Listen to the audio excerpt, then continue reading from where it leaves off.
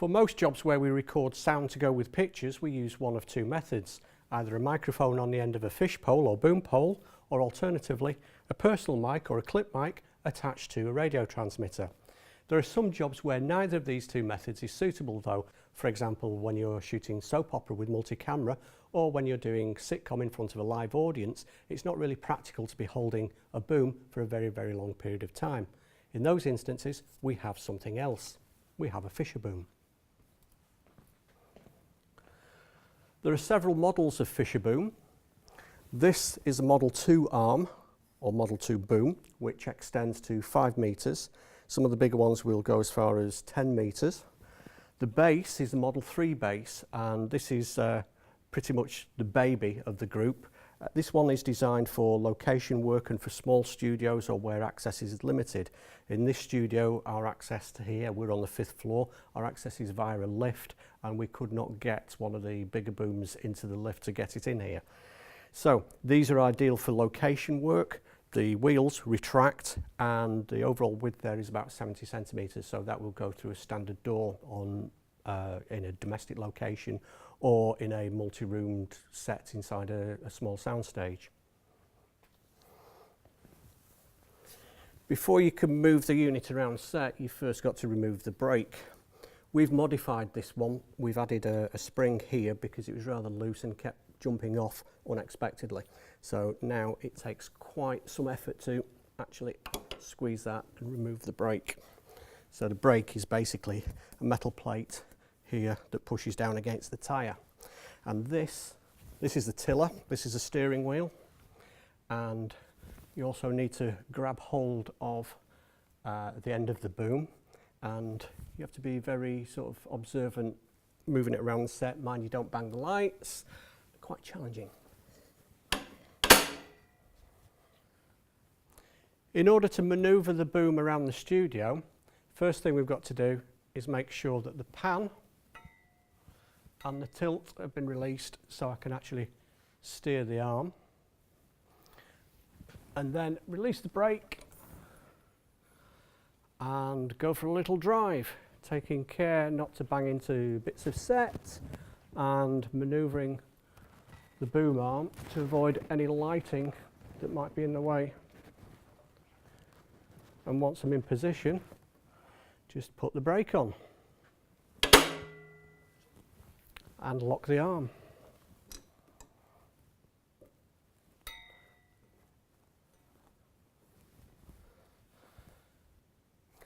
There are 4 bolts on the centre column. Number 1, the top one, is the tilt release. Slackening that off allows me to tilt the boom up and down, and obviously tighten it up will lock that in place. The second one down, this attaches and secures the boom itself to the centre column. I would only want to undo that if I was going to remove the boom from the centre column. And this is one reason why I hang my audio cable on there, so that I don't confuse it with the third one down, which is the pan release. Undoing this allows me to pan the arm from side to side. And again, I would slacken that off when I come to move the boom around the studio. And finally, the fourth one down is the lock for the centre column. This is the height lock, and we'll undo that to raise the column or lower the column to our working height. Once you have the boom in position on set, it's time to put it into its working mode. For that, you'll need this socket, and we undo 2 nuts in order for us to release the wheels.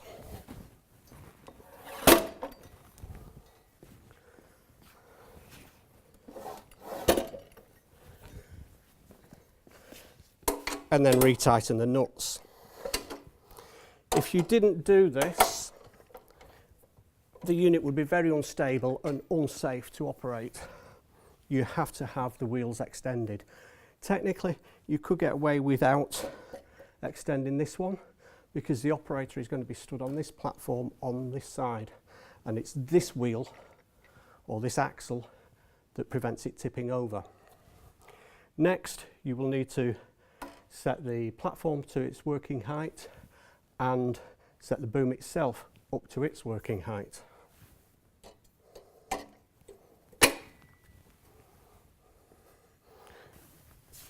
In order to adjust the platform, we have this lever here which engages with these serrated teeth, and to loosen,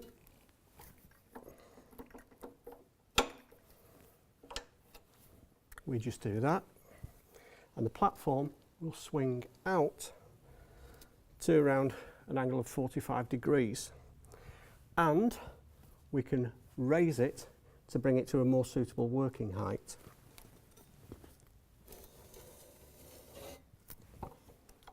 And then tighten. There are two counterbalance weights on the back of the boom arm. The first, the top one, is a fixed weight, and these come in different sizes, and you choose the size to match the weight of the microphone on the other end. And in here are the trim weights. And if I undo this and open the flap, you essentially load this with as much weight as you need to balance the microphone on the other end. Now I'm going to raise this column, so before I do that I'm going to remove the weights to make it a little bit easier for me. This is a little safety device that I've added to prevent accidentally squeezing the trigger and dropping this weight, because these are very heavy. Now that I've removed the counterbalance weight from the back of the arm, I can loosen this locking bolt, and pushing upwards, raise the arm to the height that I want, and if I remove the pin from its storage area, put it into the holes there, lower the centre column and lock off, that is now in its working position for me. Getting on and off of these things, do not, under no circumstances, don't jump off them, because they do bounce and you can tip them over. To get on, we have a little foot plate there. On this model, as I said earlier, we've modified the brake to make it stay on. It can be a bit tricky if you are using the tiller as a handrest to get on and off. Sometimes you can actually cause them to release the brake. This one is not a problem, so I'm going to use the tiller and I'm going to use the column and just climb on. And this is your basic operating position up here. Before I can do any of that though, we need to get the counterbalance on here and a microphone on the end. So we'll address that little problem first. Getting off. Nice and smooth and easy. This is the business end of the boom, and this turntable here is rotated by the operator pulling on this string. This is where we attach our microphone. In this instance, I'm using a shotgun microphone. You could potentially use a supercardioid, but for most jobs you want a shotgun microphone because you're working quite some distance away from the actors. Now I prefer to start with the microphone pointing back towards me, and I'm just going to position this in such a way and lock it so that my start position is just slightly off centre, and if I now pull the string that operates the turntable, it will turn all the way around almost 360 degrees. Next, I need to attach the microphone cable.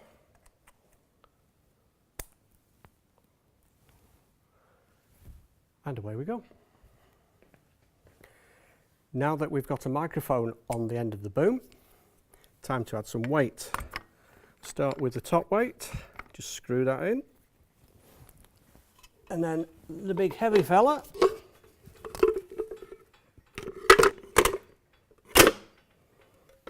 Firmly locked in place, but for a little added security, there's a little wedge. To extend the boom, all you do is operate this wheel here. Cranking this handle racks the microphone in towards the set, and rotating backwards will rack the microphone back towards the operator. As we do this, the counterbalance goes backwards and forwards along the rear section of the arm to compensate for the change in force as we move in and out.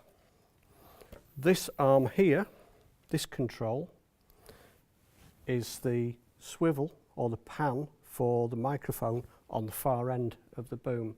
So as I turn this up, it rotates counterclockwise, and as I release it, the microphone on the end of the boom is rotating in the clockwise direction. And this is how we position the microphone next to our talent. We also need to hear what the microphone is pointing at. So we need some headphones and a headphone amplifier. We need a cable coming from our microphone connecting to our headphone amplifier into our mic input. We also need to send the same signal, the same sound of the microphone, to our production gallery, to the mixer, which is going to go down this cable here. In turn, they will send us phantom power to power the microphone. The headphone amplifier has a couple of controls on it. The mic level control controls what I hear in my headphones. It doesn't affect the signal that is going down to the production gallery.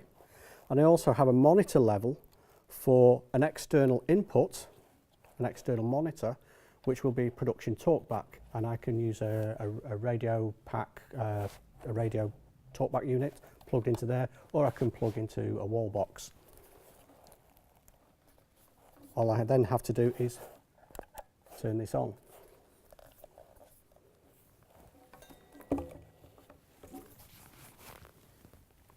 And there you have it.